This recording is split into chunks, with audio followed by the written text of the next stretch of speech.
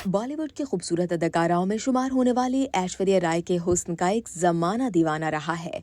उन्होंने 1994 में miss world का ताज पहना और फिर पीछे मुड़कर नहीं देखा। फिल्मों में एंट्री दी तो उनका सहर अंगेज हुस्न सबको दंग कर गया।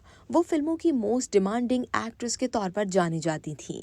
बॉलीवुड के बड़े हीरो उनके साथ काम करना चाहते थे। उन्होंने करियर के उरूज में ही 2007 में अभिषेक बच्चन से शादी कर ली थी, जो उम्र में उनसे छोटे भी थे। शादी के बाद उन्होंने फिल्मों में काम करना भी कम कर दिया और फिर अपनी बेटी आराध्या की पैदाइश के बाद वो स्क्रीन से मुकम्मल तौर पर गायब हो गईं। आराध्या की पैदाइश के बाद उनका वजन काफी बढ़ा, जिसने मीडिया की तवज्जो भी हासिल की। उन्हें बॉडी शेमिंग का सामना करना पड़ा। आराध्या की पैदाइश के बाद ऐश्वर्या को उनके वजन के लिए तनकीद का निशाना बनाया गया।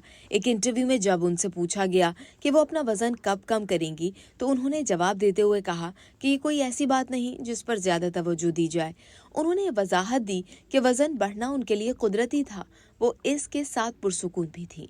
इसी गुफ्तगू में अदाकारा ने वजन में इजाफे के बावजूद अपने जिस्म के साथ सुकून महसूस करने के बारे में बात की। उन्होंने कहा कि अगरचा उनके जिस्म में तब्दीली आई है, लेकिन वो आवाम में जाने से नहीं घबराईं और ये मेरी खुद एतमादी का मुजाहिरा था। उन्होंने ये भी कहा कि अगर वो वाकई वजन की फिक्र करती तो वो जल्दी वजन कम करने की कोशिश करती, लेकिन उन्होंने ऐसा ना करने का इंतखाब किया। उनके लिए ये मामला अहम नहीं था और जहां दूसरे लोग मेरे वजन पर तवज्जो दे रहे थे, वो अपनी बेटी के साथ हकीकी जिंदगी गुजारने पर तवज्जो रखी हुई थी।